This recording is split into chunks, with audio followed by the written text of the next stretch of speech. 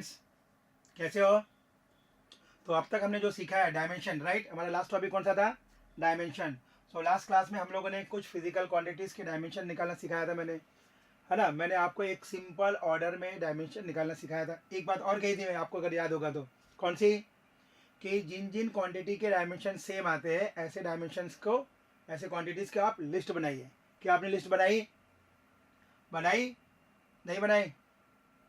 कोई बात नहीं। तो मैंने जैसा कि कहा था कि वो लिस्ट मैं आपको दूंगा, तो आज मैं वो लिस्ट देता हूँ, ठीक है? तो इम्पल्स, इम्पल्स और मोमेंटम का डायमेंशन मैंने लास्ट टाइम आपको बताया था, राइट? तो इम्पल्स मतलब मास इनटू वेलोसिटी। डायमेंशन अगर याद हो तो बोलो, m1 l1 t-1, right? Yes. और मोमेंटम का m1 l1 t-1, क्योंकि दोनों सेम है। फॉर्मूला मैंने अलग अलग बताया था।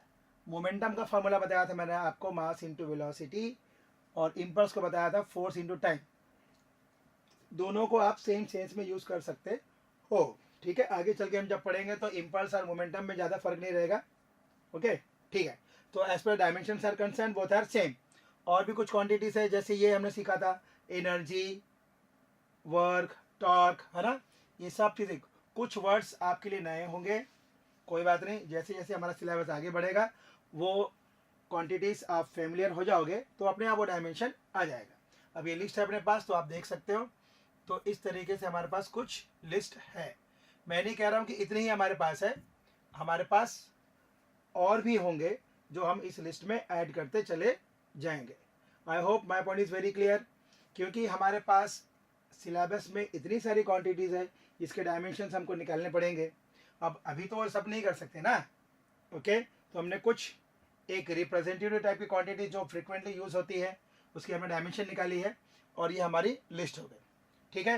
बेटा, आज का हमारा टॉपिक होगा एप्लीकेशन ऑफ डायमेंशनल एनालिसिस। अब डायमेंशनल एनालिसिस के आधार पर हम लोग क्या क्या कर सकते हैं, तो हमारा मेन मोटो होगा इस टॉपिक को अच्छे से समझना, क्योंकि इस पूरे टॉपिक का सबसे इम्पोर्टेंट पार्ट यही है, और इससे बहुत हेल्प हमको मिलती है, ओके? तो आज का टॉपिक हमारा क्या है? डायमेंशनल एनालिसिस, ठीक है? तो डायमेंशनल एनालिसिस और उसकी एप्लीकेशन। तो एप्लीकेशन में हम लोग कैसे करेंगे, एक एग्जांपल से शुरू करते हैं। मान लीजिए अगर मैंने आपसे कहा कि 2 एप्पल प्लस 5 एप्पल, टोटल कितने बताइए? 2 एप्पल प्लस 5 एप्पल कितने हो जाएंगे? ऑफकोर्स 7 एप्पल होंगे। एक दूसरा एग्जांपल लेते हैं। जैसा मान के चले कि आप मार्केट से एप्पल खरीद के लेकर आए, और उस एप्पल की कीमत थी 200 रुपीज़ पर केजी, ओके? तो ऐसे आपके बास्केट में 3 एप्पल रखे हुए, 200 रुपये किलो के एप्पल है, बास्केट में कितने रखे हुए? 3 एप्पल रखे हुए, नो प्रॉब्लम, ठीक है? अब एक काम करते हैं, घर के किसी दूसरे मेंबर ने एप्पल लेके आए, लेकिन वो थोड़े से सस्ते वाले लेके आए, मान लीजिए 100 रुपीज़, ठीक है? तो 100 रुपीज़ के जी के हिसाब से उन्होंने 250 ग्राम लेके आ गए, मतलब 1 पाव लेके आ गए, तो 1 पाव में हार्डली 2 ही एप्पल आएंगे। तो 100 रुपये के जी वाले एप्पल लेकर आए 2, और 200 रुपये किलो वाले कितने थे? 3। तो बास्केट में दोनों एप्पल को साथ में रख दिया गया, तो कितने एप्पल होंगे? 3 + 2 कहेंगे आप कि 5 कहेंगे? ऑफकोर्स 5 बोलूँगा। मुझे इससे कोई फ़र्क नहीं पड़ता कि वो 200 रुपये किलो वाला एप्पल है, कि 100 रुपये किलो वाला एप्पल है, या फिर 50 रुपये वाला है, या फिर सड़ा हुआ एप्पल है, अच्छा एप्पल है। Apple is apple, so apple will be added with apple, whatever may be the quality is, understood? जैसे बोलते हैं कि नहीं, 100 का नोट अगर चाहे नया हो या पुराना हो या गंदा हो, उसकी वैल्यू 100 ही होगी। वैसे ही है, अगर वो क्वांटिटी सेम है तो उसको आप ऐड कर सकते हो, ओके? तो this is a simple example. तो हमेशा याद रखिए, सेम क्वांटिटी वाली, सेम डायमेंशन वाली, सेम यूनिट वाली क्वांटिटी ही ऐड होगी और सब्ट्रैक्ट होगी। यानी कि अगर वेलोसिटी को मैं ऐड करूंगा तो वेलोसिटी से ही ऐड होगी, टाइम से ऐड नहीं होगी। फोर्स को ऐड करेंगे तो वो फोर्स से ही ऐड होगा, मोमेंटम से ऐड नहीं होगा। मतलब अगर किसी भी इक्वेशन की कंसिस्टेंसी या एक्यूरेसी लेवल चेक करना हो तो उसको डायमेंशनल क्राइटेरिया पे खरा उतरना चाहिए। तो इस आधार पर हम लोग कुछ डायमेंशंस देखेंगे, ओके? तो एक काम करते हैं, डायमेंशनल एनालिसिस के लिए हम लोग क्या कर सकते हैं, बहुत सारी फिजिकल क्वांटिटीज को हम लोग वेरीफाई कर सकते हैं, ठीक है? वन बाय वन हम लोग देखेंगे। जैसा कि कोई भी, मैंने अभी क्या बताया आपको, दो क्वांटिटीज, जैसा एस आई सिस्टम हम लोग लेते हैं, एस आई सिस्टम हमने पढ़ा था। एस आई सिस्टम हमको कुछ फ्लेक्सिबिलिटी प्रोवाइड करता है। M K system, C G S system, F P S system, इन तीन सिस्टम को पढ़ने के बावजूद भी हमको एस आई सिस्टम की ज़रूरत क्यों है? क्योंकि सेम क्वांटिटीज़ हो तो सकती है लेकिन इनकी वैल्यूएशन अलग अलग हो जाएगा। जैसे कि मैंने कहा था 1 कैलोरी यानी कितना जूल, 1 कैलोरी मतलब 1 जूल तो नहीं होता ना, तो 1 कैलोरी मतलब 4.2 जूल। तो ये दोनों ही एनर्जी को रिप्रेजेंट कर रहे हैं लेकिन दोनों की क्वांटिटेटिव वैल्यू अलग है, इसलिए ऐसा सिस्टम। ठीक उसी प्रकार से हम लोग अलग अलग क्वांटिटी को हम लोग एक्सप्रेस कर सकते हैं डायमेंशन के टर्म में। ओके, तो जैसा कि हम लोग बात कर सकते हैं, अब जब आप कोई क्वांटिटी ले रहे हो, न्यूमरेटर में भी सेम क्वांटिटी है, डिनोमिनेटर में भी सेम क्वांटिटी है, तो आपको दो बार लेने की ज़रूरत नहीं है, आपको एक ही बार कंसीडर करना है। ओके, 2 एप्पल अपॉन 8 एप्पल, तो 2/8 आपको एप्पल से एप्पल कट जाएगा, डायमेंशन लेस हो जाएगा वो, यस, क्वांटिटी बच जाएगी। तो सेम सेम क्वांटिटी को आप कट कर सकते हो अगर वो डिनोमिनेटर में और न्यूमरेटर में है तो। ओके, जैसे मीटर पर सेकेंड, मीटर इंटू मीटर पर सेकेंड, तो मीटर स्क्वायर हो गया। तो अगर मीटर पर सेकेंड अपॉन मीटर सेकेंड, तो 1 मीटर कैंसिल हो जाएगा, यूनिट कट कर सकते हैं हम लोग। ओके, ये डायमेंशनल की फैसिलिटी है। नेक्स्ट, सबसे पहले हम लोग देखेंगे डायमेंशनल एनालिसिस को हम लोग कैसे यूज़ कर सकते हैं, उसके कुछ एप्लीकेशंस हैं। जैसे कि ये सबसे पहले किसी भी इक्वेशन की कंसिस्टेंसी, करेक्टनेस, या फिर क्या बोलना चाहिए उसको, वो कितना सही है, राइट, इसको चेक कर सकते हैं। उसको हम लोग बोलते हैं होमोजेनिटी प्रिंसिपल। होमोजेनिटी प्रिंसिपल मतलब उसका डायमेंशनल लेवल पर वो किस तरीके से होगा, ऑफ कोर्स सेम होगा। अगर वो इक्वेशन है तो इक्वेशन में 2 टर्म हो सकते हैं, 3 टर्म हो सकते हैं, कुछ भी हो सकते हैं। वो इक्वेशन की कंसिस्टेंसी इस बात पर डिपेंड करेगी कि उनका डायमेंशन सेम है या नहीं। अगर डायमेंशन सेम नहीं है तो वो इक्वेशन क्वेश्चन मार्क में चला जाएगा, वो इक्वेशन करेक्ट नहीं होगा। अंडरस्टूड? यानी एक इक्वेशन को करेक्ट होने के लिए कम से कम उसका डायमेंशन सही होना चाहिए, ये एक कंपलसरी कंडीशन है। हम लोग देखेंगे अभी। सेकंड पॉइंट में आ जाएगा how can we convert into system, जैसे मैंने भी कहा आपको, राइट, है ना। तो जैसे कि मैंने भी कहा 1 calorie equals to how much joule, convert करते हैं, वो इसमें आ जाएगा हमको, ठीक है। और एक लास्ट में आ जाएगा कि अगर हम लोग फंडामेंटल क्वांटिटीज को ही बदल दे तो फिर डायमेंशन हम कैसे निकालेंगे, ये हो सकता है ऐसे। या फिर अगर आपको किसी पर्टिकुलर क्वांटिटीज़ के बीच में रिलेशन निकालना हो तो भी आपको डायमेंशनल एनालिसिस बहुत मदद करने वाला है। तो it is very very exciting guys, है ना। तो 1 बाय 1 हम लोग देखेंगे।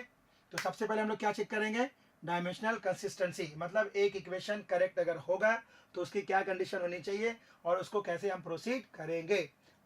Are you ready? Let's start.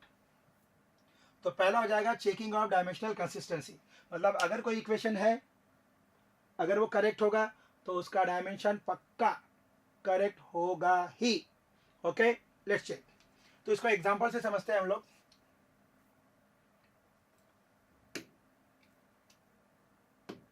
देखो, मैं एक इक्वेशन लिख रहा हूं, बहुत ही जाना पहचाना इक्वेशन है, आपको याद आ जाएगा। जैसा मान लीजिए मैंने एक इक्वेशन लिखा, v equals to u plus A T, right.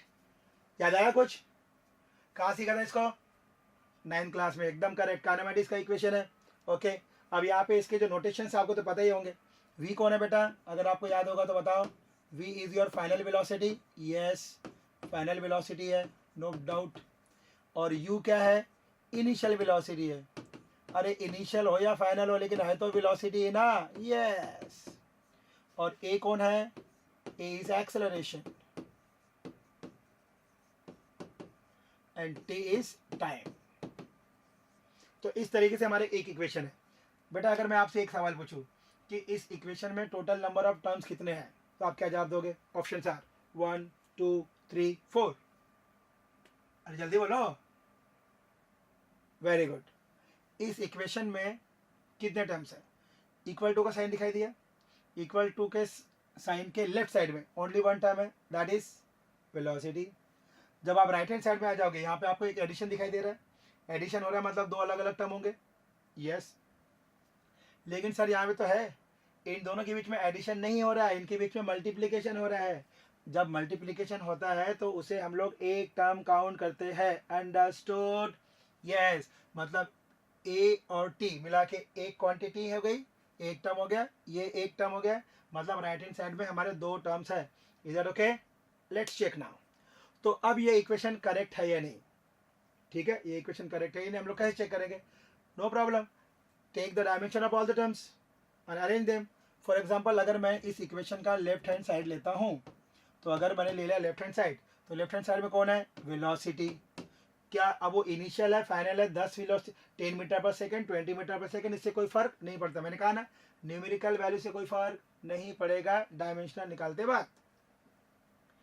तो ये मेरे लिए फाइनल वेलोसिटी है या initial velocity? I don't know, it means its velocity for me. तो वेलोसिटी का डायमेंशन क्या होगा बेटा, जल्दी बताओ बताओ। m0 l1 t minus 1, what is this? This is the dimension of left hand side, क्योंकि एक ही टर्म था, निपटा दिए इसको। Now take right hand side, RHS। Right hand side में आपके पास दो टर्म है, u प्लस AT। ओके, तो u कौन है यहाँ पर? कौन है? इनिशियल वेलोसिटी, ये भी वेलोसिटी ही है। तो आप क्या लिख दोगे इसको? m1 l1 t minus 1, इसका हो गया वापस। अब ये कौन बचा? ए कौन है बेटा? एक्सेलरेशन। तो एक्सेलरेशन का डायमेंशन क्या हो जाएगा? m0 l1 t minus 2, right. और ये t कौन है? टाइम ऑफ कोर्स, तो हो जाएगा t1। अगर मैं इसको सिंप्लीफाई करता हूँ, m0 की जरूरत नहीं, निकाल देते हैं उसको, चलो आ जाओ। तो हो जाएगा l1 t minus 1 प्लस, यहाँ पे m0 निकाल देते हैं, ये हो जाएगा l1 और ये हो जाएगा t2 sorry t minus 2 plus 1, यानी मैं इसमें क्या लिखो? l1 t minus 1 plus l1 t minus 1। दो बार आया दो बार। मैंने क्या कहा? 100 रुपए वाले एप्पल हो या 200 रुपए वाले एप्पल हो, एप्पल तो एप्पल है। तो यहाँ पे हम लोग इसको दो बार नहीं लिखेंगे, एक बार ही लिखेंगे। तो इसको हो जाएगा l1 t minus 1। तो क्या बेटा जी, लेफ्ट हैंड साइड और राइट हैंड साइड क्या दोनों सेम है? सेम है। इसका मतलब ये वाला इक्वेशन डायमेंशनली एकदम करेक्ट है। लेकिन अगर यही क्वेश्चन एग्जाम में ऐसे आ जाए और वहां पे आपको ये दे v equals to u plus a by 2t। Okay, क्या बोला मैंने? v equals to u plus a by 2t। तो अब वो पूछेगा क्या ये इक्वेशन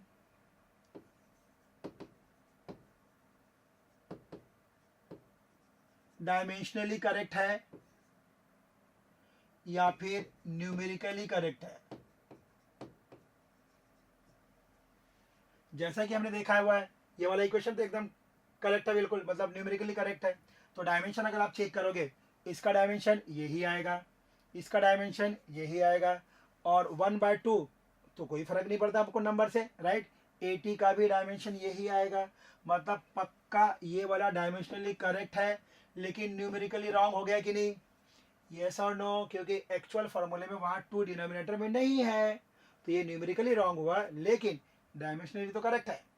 अगर मैं यहाँ पे 2 भी लिख दूँ या u/2 लिख दूँ, कोई फर्क नहीं पड़ेगा डायमेंशन पे, न्यूमेरिकल वैल्यू पे फर्क पड़ेगा, न्यूमेरिकली वो रॉन्ग हो जाएगा। Is that okay? और अगर मैं इस इक्वेशन की बात करूँ तो ये वाला इक्वेशन हमारा डायमेंशनली भी करेक्ट होगा और न्यूमेरिकली भी करेक्ट होगा। क्या आपको ये समझ में आया मेरे बच्चों? समझ में आया बेटा? ये एक एग्जाम्पल और ले ले, चलो देख लेते हैं, आ जाओ। ठीक है, नेक्स्ट एग्जाम्पल ले लेते हैं। जैसे कि देखो,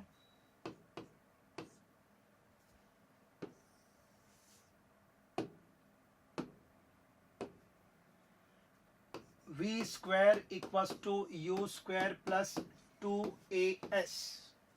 काइनेमेटिक्स का नेक्स्ट इक्वेशन है, तीसरा equation, v square equals to u square plus 2as। Left hand side में कितने टर्म है? एक, वेलोसिटी का स्क्वायर। राइट हैंड साइड में कितने टर्म है? अगेन दो, एक ये और एक ये। चलो चेक करते हैं।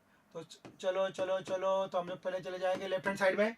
तो अब ये हो जाएगा तुम्हारा वेलोसिटी, वेलोसिटी का स्क्वायर है ये, तो वेलोसिटी का डायमेंशन l1 t minus 1 उसका स्क्वायर। तो मैं क्या लिख दूंगा जल्दी बताओ, L2t-2, राइट। ये हो गया हमारा लेफ्ट हैंड साइड का। Similarly go for the right hand side, RHS में हमारे पास कितने टर्म है दोस्त, कितने, 2 टर्म है सर। तो ये कौन है, वेलोसिटी। इनिशियल फाइनल से कोई फर्क नहीं पड़ता, वेलोसिटी इज वेलोसिटी, अंडरस्टूड। जब बच्चा छोटा रहता है, अगर वो मेल बेबी हो तो मेल ही रहता है, फिर स्कूल जाता है तो मेल ही रहता है, फिर शादी हो जाती है तो मेल ही रहता है, अंडरस्टूड। वो बदलेगा नहीं। तो वेलोसिटी मीटर पर सेकंड पे हो या सेंटीमीटर पर सेकंड पे हो या किलोमीटर पर आवर पे, what ever it is, velocity will be velocity, dimension वो ही रहेगा, अंडरस्टूड। तो इसका हो जाएगा L1t-1 का स्क्वायर प्लस न्यूमेरिकल वैल्यू से हमको कोई लेन देना नहीं है, छोड़ दो 2 को, बिल्कुल लावारिश छोड़ दो उसको। तो बचा कौन, A, L1t-2, और S कौन है हमारा, डिस्प्लेसमेंट, तो हम लोग लिख देंगे इसको L1।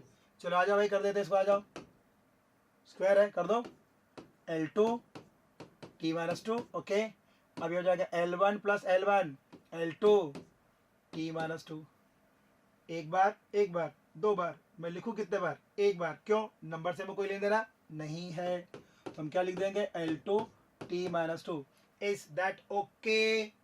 क्या लेफ्ट हैंड और राइट हैंड सही आ गया? यस। तो this formula is numerically correct as well as dimensionally correct. अगर मैंने इसको बोला ऐसे, इसी फॉर्मूले को अगर मैंने बोला ऐसे, p square equals to u square plus as, तो ये क्या होगा, न्यूमेरिकली करेक्ट कि डायमेंशनली करेक्ट? यस, ये डायमेंशनली करेक्ट होगा, लेकिन न्यूमेरिकली रॉन्ग। क्यों? क्योंकि करेक्ट फॉर्मूला में हमारे पास यहाँ पे 2 है, यहाँ पे 2 नहीं है। अगर 2 के अलावा आप कोई भी नंबर ले लोगे, चाहे मल्टीप्लिकेशन में लो या डिवीजन में लो, चाहे इसके साथ लो या उसके साथ लो, वो न्यूमेरिकली रॉन्ग होगा लेकिन डायमेंशनली करेक्ट होगा। क्या मेरी बात समझ में आ गई है? यस। किसी भी इक्वेशन को अगर वेरीफाई करना हो तो हम डायमेंशनल एनालिसिस के माध्यम से हम ये प्रूव कर सकते हैं कि ये डायमेंशनली करेक्ट है। न्यूमेरिकली करेक्ट है या नहीं, ये से पता नहीं कर पाएंगे, ये इसका लिमिटेशन है, अंडरस्टूड। वो इसलिए क्योंकि हम लोग न्यूमेरिकल वैल्यू का डायमेंशन तो ले ही नहीं रहे, क्योंकि वो है ही नहीं, वो तो कांस्टेंट है, डायमेंशनलेस कांस्टेंट है। क्लियर? तो कुछ इस तरीके के प्रॉब्लम दे दूं तो तुम कर लोगे? एक और कर लेते हैं, चलो आ जाओ। जैसे कि एक एग्जांपल और ले लेते हैं, जैसा कि मैंने कहा, हाँ, जैसे कि टोटल एनर्जी बोला आपने, लोअर क्लासेस में पढ़ा होगा, कंजर्वेशन ऑफ एनर्जी, राइट? क्या पढ़ा, जल्दी बताओ जल्दी। Energy can nether be created nor be destroyed, but it can convert from one two another form, hence the total energy of the universe is constant. कौन सी energy? Question mark, है ना? तो इसको लोग ऐसे पढ़ेंगे। तो जैसा मान के चलो कि उस कंजर्वेशन ऑफ एनर्जी को हम लोग ऐसे लिखते हैं मैथमेटिकली, आगे चल के लिखेंगे। तो work equals to 1/2 mv square plus mgh, ये काइनेटिक एनर्जी हो गई और ये पोटेंशियल एनर्जी हो गई, या फिर इसको आप ऐसा टोटल एनर्जी भी बोल सकते हो। Total energy equals to kinetic energy plus potential energy, understood. अब चेक करते हैं, चलो लेफ्ट हैंड साइड में कितने हैं, 1 टर्म, राइट हैंड साइड में कितने हो गए, इसको 1 टर्म काउंट करेंगे, इसको 1 टर्म काउंट करेंगे, ओके। Let's check. तो चलो आ जाओ, लेफ्ट हैंड साइड में हम लोग ले लेंगे वर्क। बेटा जी वर्क का डायमेंशन बोलोगे? बोलोगे नहीं, क्यों नहीं sir, m1 L2 t-2, right? Yes. तो लेफ्ट हैंड साइड निकल गया। अब राइट हैंड साइड में आ जाओ, तो राइट हैंड साइड में हम आ जाएंगे, ये हो जाएगा half mv square plus mgh। What is m here?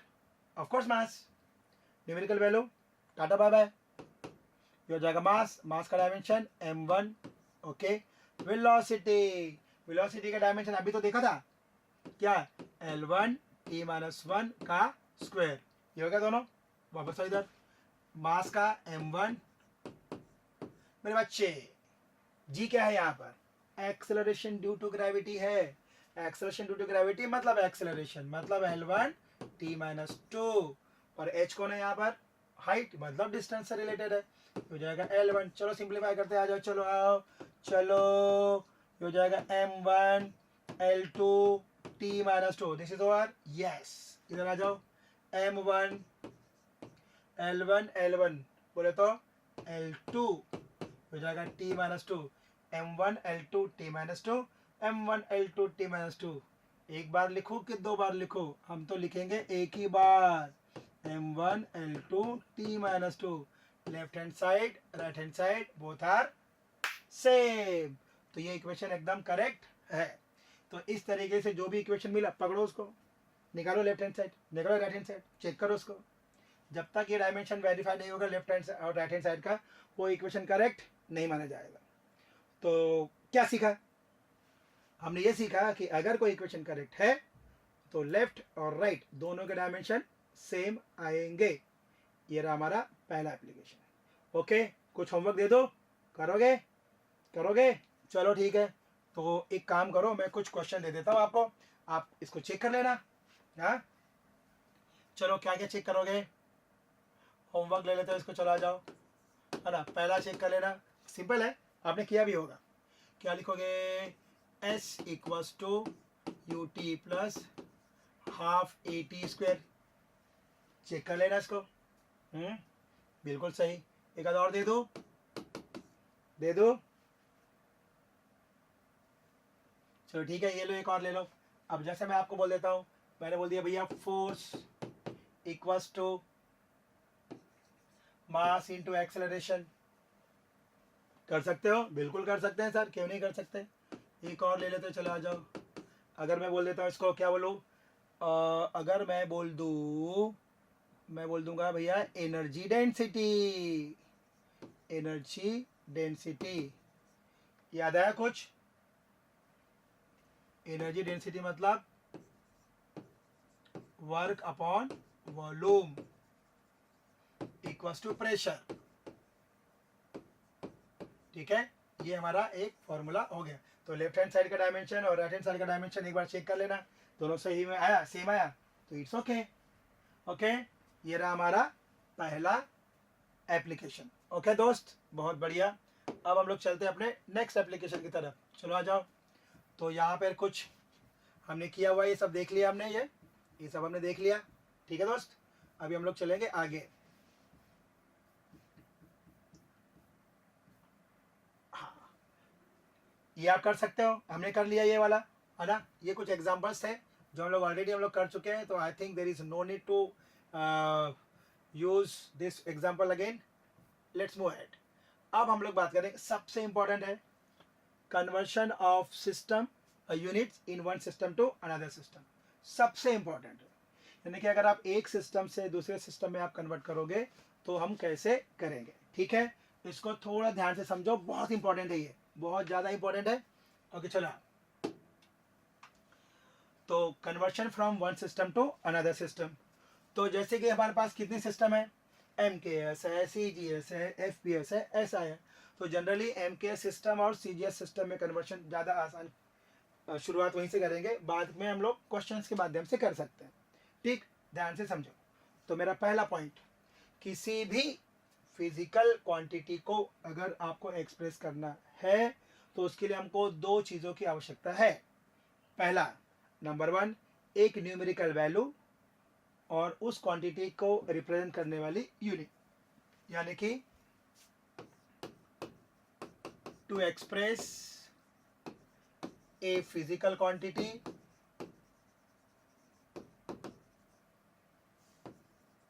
one numerical value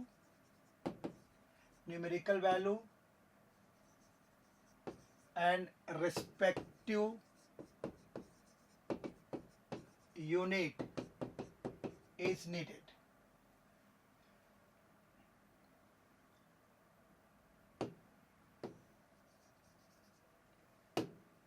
Units are needed. Okay, यानी समझो इस बात को, यानी कि Q equals to n u ऐसा लिखा जाता है। n कौन है? Numerical value.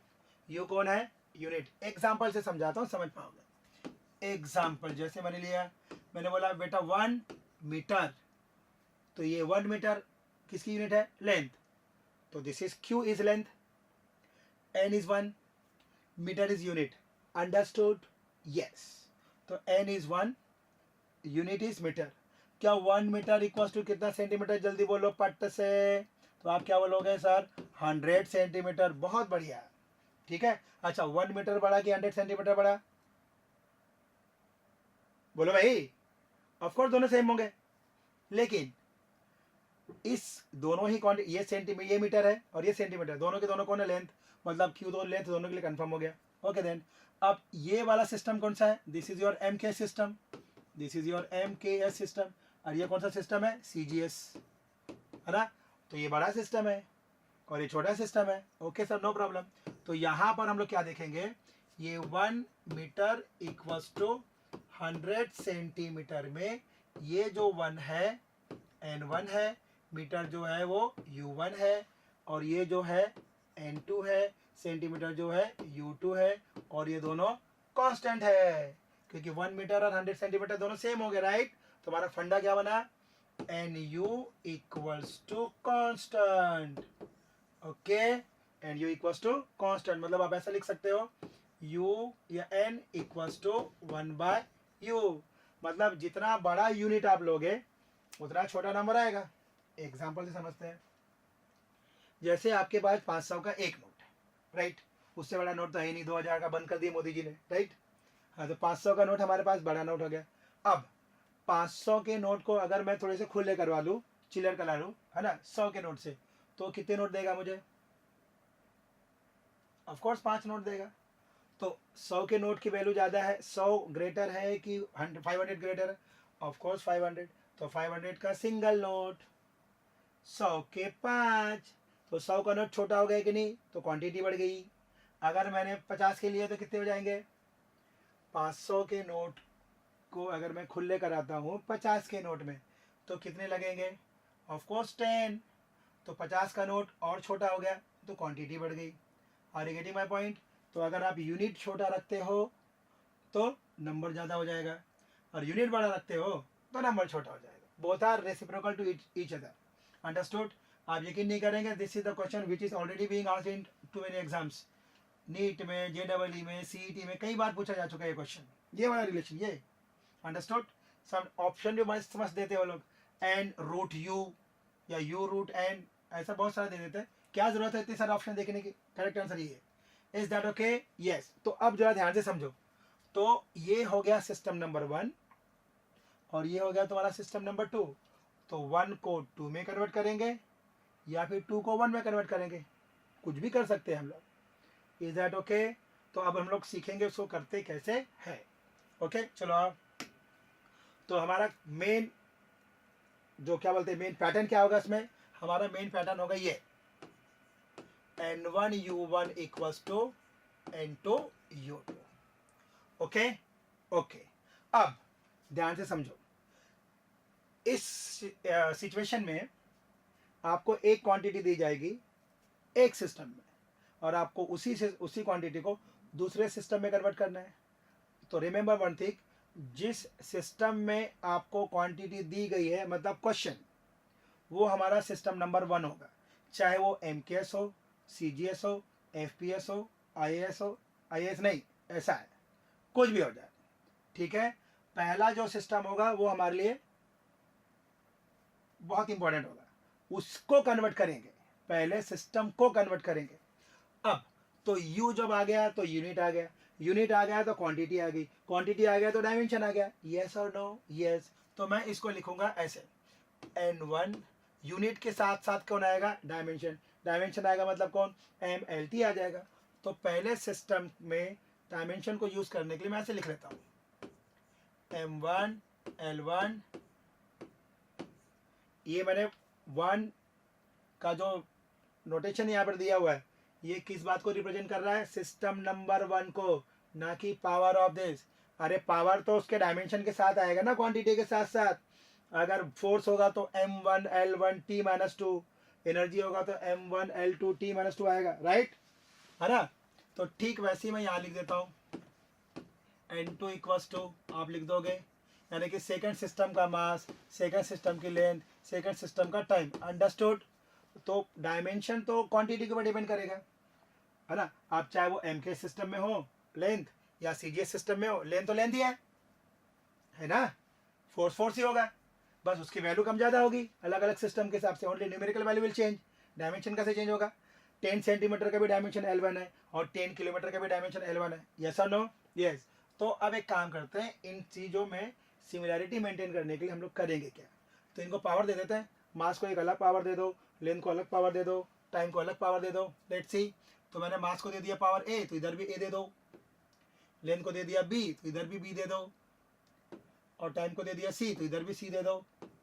यहाँ तक क्लियर हुआ? यहाँ तक क्लियर है मेरे बच्चों? यस। तो मैंने क्या कहा, जो सिस्टम दिया है वो सिस्टम नंबर 1, और जिसमें कन्वर्ट करना है वो सिस्टम नंबर 2। ओके, मतलब n1 को अगर मैंने पहला सिस्टम मान लेता हूँ, तो n1 की वैल्यू मुझे पता होगी, वो क्वांटिटी कौन सी मुझे पता होगी, है ना। तो मुझे निकालना क्या है, न्यूमेरिकल वैल्यू। तो मतलब मुझे क्या निकालना है, n2 निकालना है। क्या निकालना है, n2। तो सोचो कि अगर बहुत सिंपल सा ले लेते हैं, n2 अगर मुझे निकालना हो तो मैं इस फॉर्मूले को कैसे करूँगा, n2 equals to n1 m1a l1b t1c upon, ये वाला लिख लेंगे, m2a l2b t2c, राइट।